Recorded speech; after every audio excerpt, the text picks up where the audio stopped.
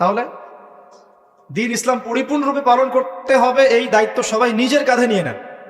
অন্যের দায়িত্ব বাদ দেন, নিজের দায়িত্বটাকে নিয়ে নেন নিজের উপর, যে আমি আল্লাহর জমিনে আছি, 60-70 হয়তো 100 বছর বাঁচবো, আল্লাহু আলাম, ঠিক আছে? আর যে যুগ পড়েছে এত বছরও মানুষ বাঁচবে কিনা আল্লাহ ভালো জানে, তাই না ভাই? এই কিছুদিন আগে করোনা এসেছিল, এক ধোয়ায় কতগুলো মানুষকে ধুয়ে দিল না? ধুয়ে দেয় নাই? জি, আচ্ছা। আরো আসতেছে, আমি দেখলাম গত 3 দিন আগে নিউজ দেখেছি, সাইবেরিয়া একটা অঞ্চল আছে না, সাইবেরিয়া, এর বরফে ঢাকা, এর নিচে কয়েকশো হাজার বছর আগের ভাইরাসগুলো এখন আস্তে আস্তে জীবিত হচ্ছে নাকি, নিউজ করেছে দেখবেন। কয়েকশো হাজার বছর আগের মাটির এই বরফের নিচে চাপা পড়া ভাইরাসগুলা আবার নাকি জীবিত হচ্ছে। এটা নিয়ে আবার বিজ্ঞানীরা শঙ্কা করছেন যে মহামারী আসতে পারে একটা। তো এই পৃথিবীতে 100 বছর বাঁচার মানে আসলে খায়েশ রাখাটা ঠিক হবে না, এত লম্বা হয়তো হায়াত আমাদের হবে না, আল্লাহ ভালো জানেন আমাদের কথা। তো এখন বিষয়টা হচ্ছে যে এই যে হায়াতটুকু আল্লাহ পাক দিয়েছেন, তার মধ্যে তো 30-40 বছর অলরেডি চলেই গেল আমাদের, হয়তো সামনে পড়ে আছে 10-20 বছর, আল্লাহু আলাম। এখন নিজের উপর যদি নিজের ফরজিয়াতটা না নিয়ে আসি যে আমার দায়িত্ব দিন ইসলাম পরিপূর্ণরূপে পালন করা, তাহলে সমস্যা না ভাই? মানুষের কথা বাদ দেন, কবরে তো একাই যাওয়া লাগবে নাকি? যার যার কবরে তো একাই যাওয়া লাগবে। স্ত্রী সন্তান, বাবা মা, আত্মীয় স্বজন, নেতা নেত্রী যাবে নাকি কবরে? যারা আজকে আমাদেরকে মোহগ্রস্ত করে রেখেছে, মোহগ্রস্ত বোঝেন, দুনিয়ার মায়া মোহর মধ্যে ব্যস্ত করে রেখেছে, কেউ কি যাবে? একটা হাদিস পড়লেই চোখে পানি চলে আসে। মাইয়াতকে রাখা হয় কবরে, আর মাইয়াত পায়ের খসখস শব্দ শুনতে পারে, তাকে যারা দাফন করতে আসছে তার পায়ের খসখস শব্দ সে শুনতে পারে। আল্লাহ পাক শোনায়, আল্লাহ পাক শোনালে মানুষ শুনবে না? আল্লাহ পাক যদি দেখায় মানুষ দেখবে না? তো আল্লাহ যদি কাউকে কিছু শোনান তাহলে তো সে শুনবে, সে দেখবে, সে বুঝবে। এরপরে যখন তারা চলে যায় তখন সে একা নিথর পড়ে থাকে। যদি মুমিন ব্যক্তি হয় তাহলে মাথার দিক থেকে নামাজ আসবে, এই যে ডান দিক থেকে যাকাত, বাম দিক থেকে রোজা, পায়ের দিক থেকে অন্যান্য সৎ আমলগুলো এসে তাকে সঙ্গ দিবে। ফেরেশতারা প্রশ্নোত্তর পর্ব করবেন, সে ইনশাআল্লাহ তাআলা বুক ফুলি উত্তর দিয়ে দিবে ইনশাআল্লাহ। এখন দেখেন, এই যে প্রশ্ন করা হবে মান রব্বুক, কে তোমার রব? দুনিয়াতে যে আল্লাহর দ্বীনই পালন করছে না, সেই উত্তর দিতে পারবে নাকি? মান রব্বুক, কে তোমার রব? আল্লাহর সাথে দুনিয়াতে শিরিক করছে, তো শিরিকের পাপে থাকলে কি মান রব্বুক উত্তর দিতে পারবে? জিজ্ঞেস করা হবে মা দিন, তোমার দিন কি? যে দিন ইসলাম, আংশিক মানে আংশিক মানে না, উত্তর দিতে পারবে? আল্লাহ পাক বলছেন উদখুলু ফিস সিলমি কাফা, তোমরা পরিপূর্ণরূপে ইসলামে প্রবেশ করো। আল্লাহ কি বলছেন আংশিক রূপে প্রবেশ করো? বরং আংশিকতার শাস্তি আল্লাহ পাক বলছেন সূরা বাকারা পড়ে দেখেন, 85 নম্বর আয়াত, নাম্বার বলে দিলাম 84-85। আল্লাহ বলছেন আফাতুমিনুনা বিবাদিল কিতাবি ওয়া তাকফুরুনা বিবাদ, তোমরা কি আল্লাহর কিতাবের কিছু অংশ মেনে চলবে আর কিছু অংশকে ছেড়ে দিবে? ফামা জাযাউ মান ইয়াফআলু যালিক ইল্লা খিজয়ুন ফিল হায়াতিদ দুনিয়া, যারা এরকম আদর্শে চলবে, কিতাবের কিছু অংশ মানি কিছু অংশ মানি না, আল্লাহ বলছেন দুনিয়াতেই তাদেরকে লাঞ্ছিত করে দিব আমি। এই যে পুরো বিশ্ব জুড়ে মুসলিমদের উপর লাঞ্ছনা আসে নাই, এইটাই কারণে আসছে। আমরা কিতাবের কিছু অংশ মানি কিছু অংশ মানি না। কিতাবের কিছু অংশ আমরা মানি ঠিকই, কে বলছে নামাজ রোজা হজ যাকাত আমরা মানি না? আমরা মানি তো, কিন্তু সুদটা ছাড়তে যান, দেখেন মানে কিনা। এই সুদের করাল গ্রাসে এই পুরো বিশ্বের অর্থনৈতিক সিস্টেমটা এখন হুমকির মুখে পড়ে আছে। এই যে প্রবাসীরা আপনারা এখানে আছেন অনেকে, আপনাদের রেমিটেন্স থেকেই তো চলে রিজার্ভ, এটা একটা অন্যতম সোর্স। যারা ইকোনমিক সেকশনে পড়াশোনা করেন বা করেছেন তারা জানেন, বুঝবেন এগুলো। তো এই পরিশ্রমের ফসল, মাথার ঘাম পায়ে ফেলে কি অবর্ণনীয় কষ্ট সহ্য করে যে এই কাজগুলো করে মানুষ। আমরা যতবার অ্যাব্রোডে গিয়েছি, যাওয়ার সুযোগ হয়েছে, আমরা দেখেছি প্রবাসীদের যে কি কষ্ট, খাওয়ার কষ্ট, থাকার কষ্ট, ঘুমের কষ্ট, সুবহানাল্লাহ। কয়দিন আগে আমি কক্সবাজার একটা সফর ছিল, ওখানে যে একদম শেষ পয়েন্ট যেটা নাফ নদীর সামনে টেকনাফ, ওই পর্যন্ত আমরা একটু ঘুরতে গিয়েছিলাম, ঘোরার জন্য। ওখানে বিজিবিদের ক্যাম্প, বিজিবি সদস্যদের ক্যাম্প আছে। কি যে অবর্ণনীয় কষ্ট স্বীকার করে তারা সীমান্ত পাহারা দেয়, কল্পনা করতে পারবো।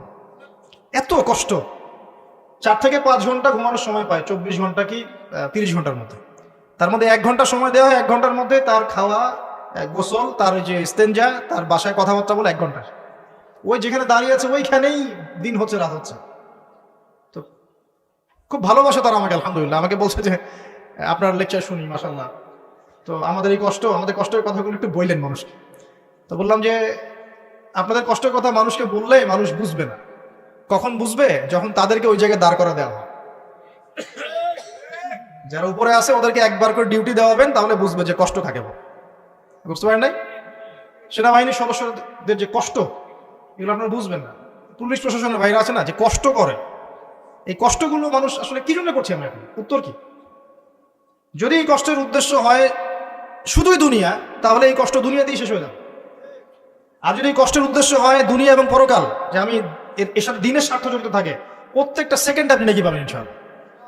একটা হাদিস এসেছিল, ওনাদেরকে শুনাইছে হাদিসটা, যে একটা হাদিস এসেছে যে মুসলিম রাষ্ট্রের সীমান্ত পাহারা দেওয়ার জন্য যারা এভাবে বিনিদ্র রজনী কাটায়, তারা এই যে তাহাজ্জুদ গোজার সওম পালনকারীদের সমান নেকি পায়, এবং ওই অবস্থা যদি ইন্তেকাল হয়ে যায় শহীদ হয়ে যাবে ইনশাআল্লাহ। তো দেখেন ভাই, এই যে পরিপূর্ণ জীবন ব্যবস্থার কথা বলছি, প্রবাসীদের কথা থেকে এখানে আসছিলাম, যে তাদের যে কষ্ট, আমরা দোয়া করি যে আল্লাহ পাক তাদের যেন কষ্টগুলো লাঘব করে দেন, এবং তাদের পরিবারগুলোকে আল্লাহ পাক যেন ইসলামিক পরিবার রূপে কবুল করেন। অনেক সময় দেখা যায় যে প্রবাসের স্বামী এদিকে বাসায় স্ত্রী পরকীয়া করতেছে, দেখেন নাই? কত ঘটনা এরকম ঘটতেছে। তো এরকম নিমক হারাম মহিলাদের সাথে সংসার করবেন না, সুন্দর মতো বসবেন, বসে সেপারেট করে দিবেন। এসব নিয়ে চলার কোনো মানে হয় না তো। আপনি প্রবাসে গিয়ে মাথার ঘাম পায়ে ফেলে রেমিটেন্স পাঠান, টাকা পাঠান, আপনার টাকা দিয়ে পরিবার চলে, সমাজ কল্যাণমূলক কাজ হয়, দেশের জিডিপি বাড়ে, রিজার্ভ বাড়ে। আপনার পরিবারের বউ এসে এই কাজ করবে, শান্তভাবে বসে চুপচাপ ছেড়ে দিন, দরকার নেই। দুনিয়াতে একটা শিক্ষা নিয়েছি, দুনিয়ার শিক্ষা হচ্ছে দুষ্ট গরুর চেয়ে শূন্য গোল অনেক ভালো। দুষ্ট গরুর চাইতে শূন্য গোল অনেক ভালো। আর মানুষ যখন আল্লাহকে পেয়ে যায়, হ্যাঁ, মানুষ যখন আল্লাহকে পেয়ে যায়, তখন সে দুনিয়ার আসল বাস্তবতা বুঝতে পারে, দুনিয়া কি জিনিস।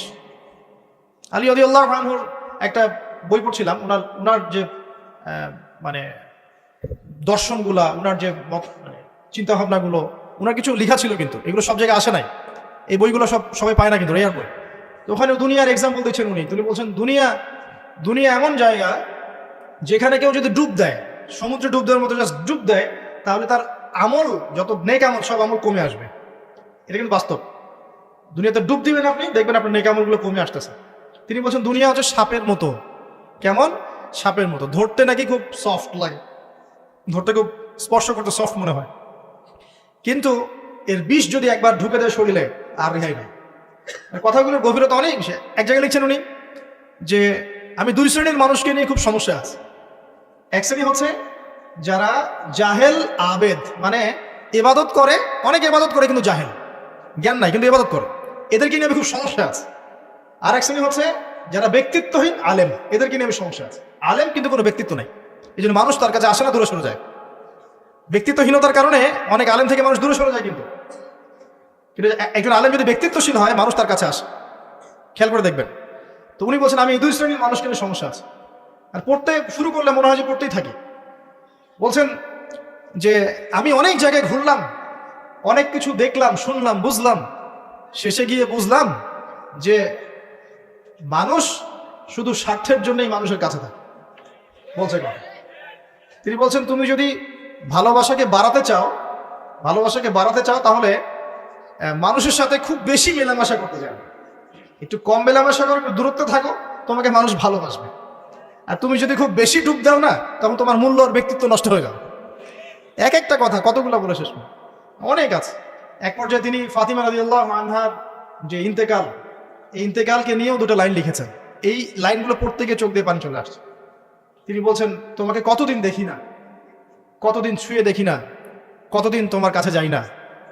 সবাই বলে তুমি আমার থেকে দূরে, কিন্তু সত্যি কথা হচ্ছে তুমি আমার কলিজার ভিতরে আছো। এমন করে লিখেছেন ফাতিমা রাদিয়াল্লাহু আনহা সম্পর্কে। হে আমার প্রিয়তমা, তোমাকে কতদিন দেখি না, তোমার চেহারা কতদিন দেখি না, তোমাকে কতদিন ছুঁইতে পারি না। হ্যাঁ, সবাই বলে তুমি আমার থেকে দূরে চলে গেছো, কিন্তু আমি জানি তুমি আমার কলিজার বক্ষ পিঞ্জরে আছো, লিখেছে কবিতা। তো আপনারা একটু পড়াশোনা করবেন।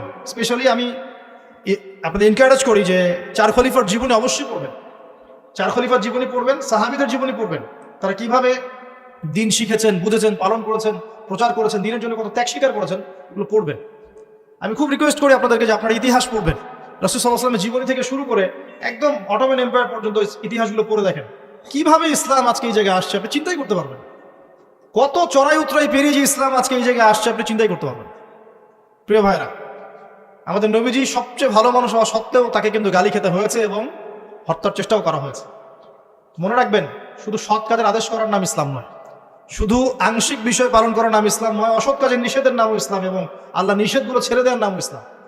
আল্লাহ পাক এটাই বলছেন সূরা বাকারা 84-85-তে, তোমরা কি কিতাবের কিছু অংশ মানো, কিছু অংশ মানো না? ফামা জাযাউ মান ইয়াফআলু যালিকা ইল্লা খিzyun ফিল হায়াতিদ দুনিয়া, দুনিয়াতেই আমি লাঞ্ছিত করে দেব এমন অপরাধ করলে। ওয়া ইয়াউমাল কিয়ামা ইউরাদ্দুনা ইলা আশাদ্দিল আযাব, কিয়ামতের মাঠে সবচেয়ে যন্ত্রণাদায়ক শাস্তি এদেরকে দেওয়া হবে। কাদেরকে?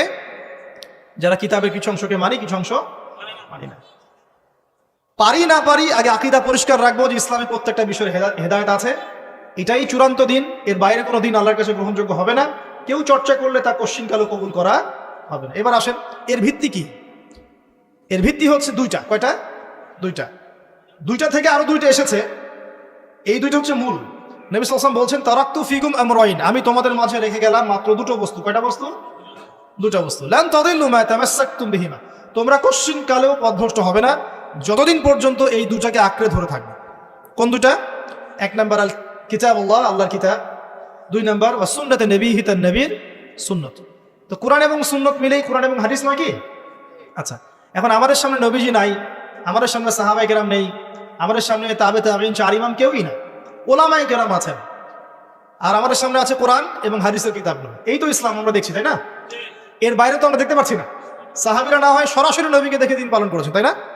তারপরের জেনারেশন সাহাবীদেরকে দেখে করেছে, তারপরের জেনারেশন তাবেঈদের দেখে করেছে। আমরা তো কাউকেই দেখতে পাচ্ছি না। আমরা দেখছি কোরআন এবং হাদিসের কিছু কিতাব এবং ওলামায়ে কেরাম সামনে আছে। এই তো, এই দুইটা হচ্ছে ভিত্তি। এখন এখান থেকে আরো দুটো এসেছে, একটা হচ্ছে ইজমা, একটা হচ্ছে কিয়াস। এই দুটোও ইসলামের। অনেকে বলে ইজমা কিয়াস ইসলামে নাই, কোরআন সুন্নাহ এই দুটাই। ইজমা এবং কিয়াস গুরুত্বপূর্ণ, কারণ ইজমা, সাহাবীদের ইজমা, এটা একটা খুব গুরুত্বপূর্ণ জিনিস, এবং কিয়াস ছাড়া আপনি অনেক মাসআলা বের করতে পারবেন না। ইয়াবা শব্দ কোরআনে আছে না নাই? ইয়াবা নাম শুনেছেন? শুনেন নাই? না শুনলেই ভালো। তো এই শব্দটা কি কোরআনে আছে নাকি? নাই। কোরআনে মাদকের কথা আছে। কিসের কথা? মাদক। এখন কিয়াস দরকার নাই। এই যে একটা মাসআলা, একটা মূলনীতিকে কেন্দ্র করে আরেকটা মাসআলাকে বের করা, ইস্তেহাদ করার যে মূলনীতিগুলো, এগুলো কিয়াস থেকে আসে। এটা কিয়াস। এটা ছাড়া আপনি অনেক মাসআলাই বের করতে পারবেন না সমসাময়িক। তো অবশ্যই কোরআন, সুন্নাহ, ইজমা, কিয়াস চারটাই লাগবে। এখন কথা হচ্ছে, এইগুলো তো আর আমরা সরাসরি পালন করতে পারবো না। পারবো? বুঝাচ্ছি, একটু বোঝেন। মনে করেন সামনের দিনগুলোতে দেখবেন বিটকয়েন আসবে। কি কয়েন? হয়তো অলরেডি অনেক কান্ট্রিতে চলেও আসছে। এখানে কতদিন এটা লঞ্চ হবে আল্লাহ ভালো জানেন, কিন্তু বিটকয়েন মার্কেটে আসছে। এটাকে ক্রিপ্টোকারেন্সি বলে। কি বলে? পেপার মানি নিয়ে যে কথাগুলো বলেছিলাম, কিছু তো ফলেছে নাকি ভাই? কিছু তো ফলেছে। আচ্ছা, সামনে আরো ফলবে ইনশাআল্লাহ। সাস্টেইনেবল অ্যাসেট যেগুলো আছে, সেখানে সম্পদ ইনভেস্ট করেন। আপনার জমি জমা থাকলে চাষবাস করা শুরু করেন। সাস্টেইনেবল অ্যাসেট যেগুলো, সেগুলোতে ফোকাস করেন। এমন কোনো জায়গায় অনেক বেশি সম্পদ ইনভেস্ট করে দিয়েন না যেটা পরে আপনার মানে পথে বসার কারণ না হয়ে যায়।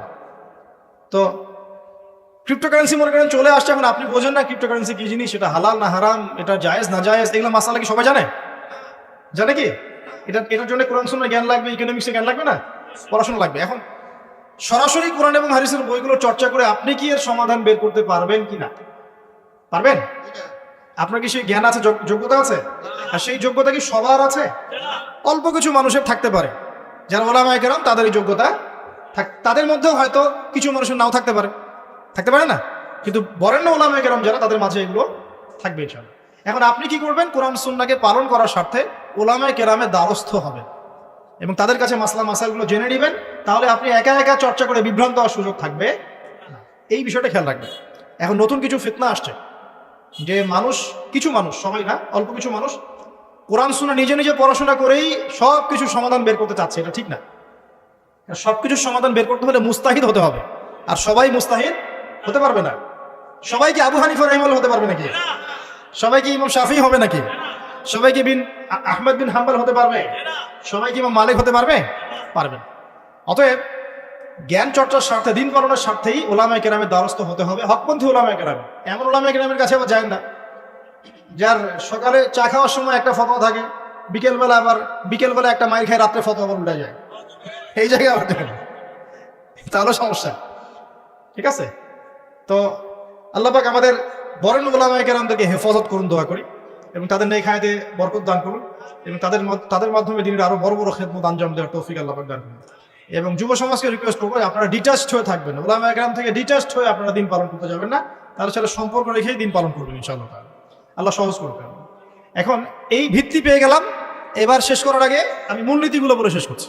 এই মূলনীতি কি ইসলামে? শোনেন, এই জায়গাটা ভালো করে শোনেন।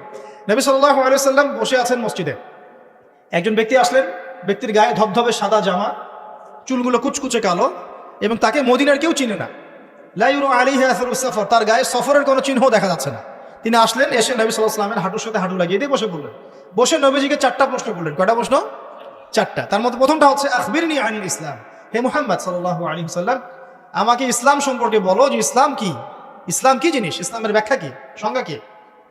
নবীজি বলছেন সাল্লাল্লাহু আলাইহি ওয়াসাল্লাম, আর ইসলাম হচ্ছে আন তাশহাদা আল্লা ইলাহা ইল্লাল্লাহ, তুমি সাক্ষ্য দিবে যে আল্লাহ ছাড়া কোনো ইলাহ নাই, ওয়া আন্না মুহাম্মাদান আবদুহু ওয়া রাসূলুহু, এবং মুহাম্মদ সাল্লাল্লাহু আলাইহি ওয়াসাল্লাম আল্লাহর বান্দা এবং রাসূল। এটা 1 নাম্বার ইসলামের ভিত্তি। এটা নাম্বার 1 হলো কালিমা। কালিমার মধ্যে 2টা অংশ। কয়টা অংশ? একটা হচ্ছে লা ইলাহা ইল্লাল্লাহ, মানে আল্লাহ পাকের তাওহীদ ছাড়া অন্য কোনো কিছু চলবে না। 2 নাম্বার হচ্ছে মুহাম্মদুর রাসূলুল্লাহ, মানে নবীর সুন্নাত ছাড়া অন্য কোনো সুন্নাত চলবে না। সিম্পল। লা ইলাহা ইল্লাল্লাহ মানে আল্লাহ ছাড়া কিছুই নাই, মানে আল্লাহ ছাড়া কোনো রিজিক দাতা নাই, কোনো পালন কর্তা নাই, কোনো সন্তান দাতা নাই, কোনো জীবন দাতা নাই, কোনো মৃত্যু দাতা নাই, কোনো বিধান দাতা নাই, আল্লাহ ছাড়া কিছুই নাই। মানে আল্লাহ পাকেই সব, আল্লাহ থেকে সব হয়। নাকি অন্য কোনো ইলাহ আছে? আস্তাগফিরুল্লাহ, অন্য কোনো ইলাহ আছে? নাই। এটা হচ্ছে শিরক মুক্ত তাওহীদের স্টেটমেন্ট। লা ইলাহা ইল্লাল্লাহ মানে শিরক মুক্ত তাওহীদ। শুধু এটা মুখের জিকির না, পালন করে দেখাতে হবে। যদি ইবাদত বন্দেগীতে আপনি আল্লাহর দাসত্ব করেন, সেজদা দেন, আল্লাহকে সেজদা দেন, ইবাদতে লা ইলাহা ইল্লাল্লাহ ঠিক আছে, অর্থনীতিতে গিয়ে আপনি সুদ খাচ্ছেন, আল্লাহর বিধান মানছেন না, ওখানে লা ইলাহা ইল্লাল্লাহ ঠিক নাই। বুঝতে পারছি না? জীবনের সব ক্ষেত্রেই লা ইলাহা ইল্লাল্লাহ আনতে হবে, তারপরে তো হবে লা ইলাহা ইল্লাল্লাহর কায়েম। ব্যাপারটা তো হইল না কিছু। 2 নাম্বার মুহাম্মদ রাসূলুল্লাহ মানে আপনি অন্যের মন করা কোনো আদর্শ, দর্শন, সুন্নাত ফলো করতে পারবেন না। আপনাকে মুহাম্মদ সাল্লাল্লাহু আলাইহি ওয়াসাল্লামকেই রোল মডেল মানতে হবে। এর নাম মুহাম্মদ রাসূলুল্লাহ। যদি কেউ মুহাম্মদ রাসূলুল্লাহ বলে অন্য কাউকে তার আদর্শ মেনে চলে, তাহলে মুহাম্মদ রাসূলুল্লাহ কেটে গেছে। এখানেও একই কথা। নামাজে দাঁড়িয়েছেন, রাসূলের মতো নামাজ পড়ছেন, মাশাআল্লাহ। রোজা করছেন রাসূলের মতো, হজ উমরা সব রাসূলের তরিকায় হচ্ছে, তাসবিহ তাহলিল সব রাসূলের তরিকা হচ্ছে, অর্থনীতিতে গিয়ে রাসূলের তরিকা চলে না, তাহলে এখানে আর মুহাম্মদ রাসূলুল্লাহ থাকলো না। আমি মনে হয় বুঝাতে পারছি না। মানে জীবনের সব ক্ষেত্রেই লা ইলাহা ইল্লাল্লাহ মুহাম্মদুর রাসূলুল্লাহ থাকতে হবে, শুধু একটা অংশে নয়। এটা 1 নাম্বার। 2 ওয়ান তুকিমাস সালাহ, এবং যখন তুমি সালাত কায়েম করবে, ইসলামের 2 নম্বর পিলার কি? সালাত কায়েম করা। সালাতের বিষয়ে জাস্ট 2টো হাদিস বলে দিই আমি, তাহলে আপনার যথেষ্ট হবে ইনশাআল্লাহ। একটা হাদিসে নবীজি বলেন, মান তারাকা সালাতান মুতাআম্মিদান ফাকাদ কাফার, কেউ যদি ইচ্ছাকৃতভাবে নামাজকে ছেড়ে দেয়, সে ব্যক্তি কিন্তু কুফরি করলো। কি করলো? তা আমরা যারা নামাজ পড়ছি না, আমরা কিন্তু কুফরির মধ্যে আছি। মুয়াজ বিন জাবাল রাদিয়াল্লাহু আনহু নবীজি বলেন, মান তারাকা সালাতান মুতাআম্মিদান ফাকাদ বারিআত মিন জিম্মাতিল্লাহ, কেউ যদি নামাজ ছেড়ে দেয়, ফরজ নামাজ তার উপর ছেড়ে দেয়, ত্যাগ করে, সে ব্যক্তি আল্লাহর জিম্মাদারি থেকে মুক্ত হয়ে গেল। আল্লাহর জিম্মাদারি নাই তার উপরে, আল্লাহ পাকের কোনো রেসপন্সিবিলিটি নাই তার উপরে, আল্লাহ ছেড়ে দিয়েছেন তাকে, যাও। একটা হাদিস আছে, বাইনা রাজুলি ওয়া বাইনা শিরকি ওয়াল কুফরি তারকুস সালাহ, একজন আল্লাহর বান্দা আর একজন কাফের মুশরিকের মাঝে পার্থক্যই নামাজ। নামাজ নাই, ইসলাম নাই। শুধু আইওয়াজ শোডাউন দিয়ে কিচ্ছু হবে না ভাই। 5 ওয়াক্ত নামাজ আগে ঠিকঠাক মতো পড়তে হবে না ভাই? আমাদের যুব সমাজ এখন রাত 3:30টায় খেলা দেখতে ওঠে, তাহাজ্জুদে ওঠার সুযোগ হচ্ছে না, ফুরসত হচ্ছে না। 3:30 4টা হলেও উঠতে হবে, অ্যালার্ম দিয়ে রাখবে, আর্জেন্টিনার খেলা আছে। কিন্তু আর 1 ঘন্টা পরে ফজরের নামাজ, ওই খেলা দেখে ঘুম, ফজরের নামাজ না। এই যে ঢাকায় দেখলেন না, ছবি দেখলে মনে হয় একটা তিল পরিমাণ জায়গা নেই মানুষের দাঁড়ানো, পর্দার সামনে একটা তিল পরিমাণ জায়গা নেই মানুষের দাঁড়ানো। হই হল্লা করতেছে, নাচছে, গাচ্ছে, স্মোক করতেছে, ড্রিঙ্কস করতেছে। মিডিয়া এগুলোকে প্রমোটও করতেছে। মিডিয়া প্রমোট করতেছে মানে কি? মিডিয়া দেখাচ্ছে মানে বিশ্ব কত ভালো আছে এখন, কত সুখ আমাদের। হ্যাঁ, আমাদের সুখী সুখ, খালি সুখে সমৃদ্ধ জীবন যাপন করতেছে, খেলা দেখতেছে, নাচতেছে নাকি। অথচ দেখেন ইকোনমিক সেকশনের কি অবস্থা, দেখেন কি অবস্থা দেশ। এই যে আমাদের সমাজের, যুব সমাজের নৈতিকতার অবস্থাগুলো দেখেন, ধর্ষণের হার দেখেন, জেনার হার দেখেন, মাদকাসক্ত মানুষদের হার দেখেন, কত হারে মানুষ মাদক খাচ্ছে, পরকীয়ার হার দেখেন, ব্লু ফিল্মসের হার দেখেন, ওদের ভাবখানা এমন যে খুব সুখ আমার জীবনে, খেলো আর খেলো। খেলার দলিল তো কোরআনে আছে তো। হ্যাঁ, আল্লাহ পাক বলছেন এই দুনিয়ার জীবনটা হচ্ছে খেলতামাশার দোকান। খেলার দলিল কোরআনে তো আছে। ওমা হাদিহিল হায়াতুদ দুনিয়া ইল্লা মাতাউল গুরুর, এরকম একটা আয়াত আছে সূরা হাদীদের মধ্যে। আল্লাহ পাক আছে, আল্লাহ পাক বলেছেন যে ইলামু, তোমরা জেনে রাখো, আন্নামাল হায়াতুদ দুনিয়া লাইবু ওয়া লাহু, তোমরা জেনে রাখো যে এই দুনিয়ার পুরো দুনিয়ার জীবনটাই খেলা, খেলতামাশা। ওয়া লাহু, ঠাট্টা, হাসি ঠাট্টা, মানে এটা কি বলা বাংলা দিয়ে, ভ্রম, ভ্রম, মায়া, মোহ, ভ্রম। তোমরা জেনে রাখো দুনিয়ার জীবনটা খেলা, খেলতামাশা, ভ্রম, মিছে মায়া। ইলামু আন্নামাল হায়াতুদ দুনিয়া লাইবু ওয়া লাহু ওয়া জিনাতু ওয়া তাফাখুরুম বাইনাকুম ওয়া তাকাসুর, এবং দুনিয়ার জীবন হচ্ছে একে অপরের সাথে প্রাচুর্যের প্রতিযোগিতা। এগুলা আল্লাহ পাক বলছেন। তো খেলার দলিল তো কোরআনেও পাওয়া যাচ্ছে না? দুনিয়ার জীবনটাকে আল্লাহ বলছেন ওমা হাদিহিল হায়াতুদ দুনিয়া ইল্লা মাতাউল গুরুর, পুরো দুনিয়ার জীবনটাই হচ্ছে মাতাউল গুরুর, প্রতারণা, ধোঁকা, মরিচিকা ছাড়া কিছুই না। আর প্রমোট করা হয় যে বিউটি কন্টেস্ট হচ্ছে, মনে হচ্ছে কত সুখ আমাদের। হ্যাঁ, মেয়েরা একদম অর্ধনগ্ন নগ্ন হয়ে ফ্যাশন শো করছে, প্রমোট করছে, দেখো এগুলো সবাই কি সুন্দর জিনিস, কত সুখ, কত সুখে আছি আমরা। খেলতেছে মানুষ, দেখো ব্রাজিল আর্জেন্টিনা খেলা হচ্ছে, কত সাপোর্টার, কত সুখ, কত মজা, কত লাজ্জাত দুনিয়াতে। হ্যাঁ, মানে কি প্রমোট করতেছে দেখেন। মানে রিয়েলিটি, একটা কথা বলেছি অনেক লেকচারে যে এই ফিতনাময় যুগ, দাজ্জালের যে যুগটা হবে না, ওই যুগে বাস্তবতা আর ভিজুয়াল ওয়ার্ল্ড হবে আকাশ পাতাল পার্থক্য। মানে যা আপনি দেখবেন সেটা সত্য না, ভিতরের বিষয়টা সত্য, যেটা আপনি দেখতে পাচ্ছেন। যা আপনি দেখবেন সেটা সত্য না, যা সত্য তা আপনি দেখতে পাচ্ছেন। এটা হবে দাজ্জালের যুগ। কেমন? খিদিরের মতো। নৌকা ফুটা করলেন কেন? সন্তান হত্যা করলেন কেন? বাচ্চা হত্যা করলেন কেন? আর এই যে দেয়াল নির্মাণ করলেন কেন? তিনটা ক্ষেত্রে মুসা আলাইহিস সালাম ভেটো দিচ্ছেন, খিদির আলাইহিস সালাম বলছেন যে এর পিছনে কারণ আছে। কারণ আছে না? দাজ্জালের যুগটা অমন হবে, বাহ্যিকভাবে যেটা দেখছেন চোখ দিয়ে এটা সত্য নয়, ভিতরে যেটা আছে ওটা সত্য। ভিতরটা সবাই দেখতে পারবে না, দেখতে হলে খিদির হতে হবে। ভিতরটা হচ্ছে যে সমাজ তো ডিস্ট্রয়েড, ম্যাসাকার হয়ে গেছে, সমাজের কাঠামোই ভেঙে গেছে আমাদের। এখন নারী পুরুষের যে ফাংশন চেঞ্জ হয়ে গেছে, ধর্ষণের হার দিন দিন বেড়ে গেছে, ইফটিজিং বেড়েছে, বেপরদামি বেড়েছে, নগ্নতা বেড়েছে, মাদক বেড়েছে, পরকীয়া বেড়েছে, কচি কচি বাচ্চা কাচ্চা মেয়েগুলোকে ধরে ধরে ধর্ষণ করা হচ্ছে। সমাজের কাঠামোই চেঞ্জ হয়ে গেছে, সমাজের সমকামিতা বেড়েছে, প্রচুর সমকামী, খেলতামাশা, দুনিয়ার জীবনটা খালি খেলতামাশা। আর আমাদের এই যুব সমাজ, যাদের হাতে ইসলামের ভবিষ্যৎ আছে, ওদেরকে এইদিকে মোহাগ্রস্ত করে রেখে দেওয়া হচ্ছে। এরা নামাজ পড়ে না, কোরআন তেলাওয়াত করে না, আলেম ওলামার সাথে কোনো সোহবত নাই, কোনো সম্পর্ক নাই, হাদিসের কিতাব নাই বাসায়, দাড়ি নাই, ইসলামিক লেবাস পোশাক নাই, ইসলামিক মূল্যবোধ নৈতিকতা নাই, আল্লাহ রাস্তায় সময় দেওয়ার কোনো মানসিকতা নাই। এই যুবক ছেলেপেলেগুলোকে নিয়ে নাচতেছে মিডিয়া। কি করবে এরা দেশের জন্য? যারা এরকম অন্য একটা রাষ্ট্র, যে রাষ্ট্র আমাকে চিনেই না, ওর খেলায় সে হুজুকে লাফায়, এ দ্বারা রাষ্ট্রের উন্নয়ন হবে নাকি? আজীব কথা বলেন, এইসব লোকজন দ্বারা রাষ্ট্রের উন্নয়ন হবে নাকি? যখন আমরা এই খেলতামাশায় ব্যস্ত আছি, দেখবেন পশ্চিমারা ঠিকই ওদের উদ্দেশ্য বাস্তবায়ন করছে। কি আশ্চর্য একটা অবস্থা, কি আশ্চর্য! মানে এত সুখে আছি আমরা, এতই সুখ, খাবার, পানি, বাসস্থান, বেকারত্ব, কত সমস্যা নিয়ে ভুগতেছি আমরা, এতই সুখ যে বিশ্বকাপে নাচতে হবে আমাদেরকে। আবার এটাকে মুসলিম কান্ট্রির মধ্য দিয়ে জায়েজ করে নেওয়ার একটা পায়তারা চলছে। আয়োজন করেছে এক মুসলিম কান্ট্রি, খেলেছে আর এক মুসলিম কান্ট্রি। হ্যাঁ, এবার এটাকে দলিল নিয়ে এসে এটাকে জায়েজ করার একটা টেন্ডেন্সি চলছে, ফাইজলামি শুরু করছে। অথচ যেখানে যেখানে এগুলো হচ্ছে তার পাশে ইয়েমেন পড়ে আছে, তার পাশে সিরিয়া পড়ে আছে, যেখানে লক্ষ লক্ষ মানুষ না খেয়ে পড়ে আছে। ইয়েমেনে লক্ষ লক্ষ শিশু না খেয়ে মরতেছে এখনো। দেখেন, এই 2013-14 সাল থেকে নিয়ে 2022 পর্যন্ত প্রায় 3.5 লক্ষ মানুষ মারা গেছে ইয়েমেনের এই ঘটনাগুলো, গৃহযুদ্ধ এবং এই যে আরব কান্ট্রিগুলোর মধ্যে কনফ্লিক্টের মধ্যে, এবং প্রায় 60% সেখানে বাচ্চা কাচ্চা। আপনি এত টাকা পয়সা খরচ করে এগুলো আয়োজন আমরা প্রমোট করতেছি, এর 5% টাকা ওদেরকে দিলেই তো ওদের 3 বেলা খাবার হতো। সিরিয়ার মানুষগুলোকে দেখেন গিয়ে, ওখানে তো ওটা রঙ্গমঞ্চ হয়ে গেছে। মানে যে যার স্বার্থ এখানে ঢুকে, ওখানে ইসরায়েলও ঢুকছে, আমেরিকাও ঢুকছে, তুরস্কও ঢুকতেছে, ওখানে আগে রাশিয়া ছিল, ওখানে বাশার আল আসাদ, সব মিলে জগা খিচুড়ি অবস্থা একটা। মানুষের মানবতা, জীবনযাত্রা নাই, জীবনের কোনো মূল্য সেখানে নাই। প্রচুর মানুষ, ছোট ছোট ছেলেপেলে দেখবেন না খেয়ে ওখানে মারা, উদ্বাস্তুর মতো তাবুর নিচে জীবনযাপন করে। এটা দেখেন না চোখে? ওখানে একটা খেলা, হুদাই একটা খেলা নিয়ে এত লাফালাফি করতেছে, পাশে এতগুলো মানুষ না খেয়ে মারা যায়, কোনো খবর নাই। নিজে ভরপেট খাই, প্রতিবেশী অনাহারে থাকে, মুমিন হবে? কিসের ইসলাম ফলো করতেছি আমরা? আসলে আমরা যে ইসলামটা ফলো করতেছি এটা পশ্চিমাদের শেখানো ইসলাম।